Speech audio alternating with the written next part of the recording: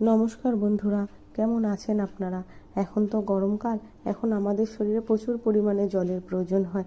তাই বাজারে প্রচুর পরিমাণে রসালো ফল পাওয়া যায়। অনেকের বাড়িতে তো আবার অনেক ফলের গাছও আছে। শীতকালে যেমন আমাদের শরীরে ভিটামিন সি এর প্রয়োজন হয়, তাই টক জাতীয় ফল পাওয়া যায়। এটা ভগবানেরই সৃষ্টি। যাই হোক, আমি বলি কি, এখন তো সবার বাড়িতে কিছু না কিছু ফল আসে। এই ফল খেয়ে যে দানাগুলো আমরা ফেলে দিই, ওই দানাগুলো যদি না ফেলে দিয়ে একটা জায়গায় রেখে দিই, তা যে পরিমাণে রোদ আর গরম, তাতে সেখানেই শুকিয়ে যাবে।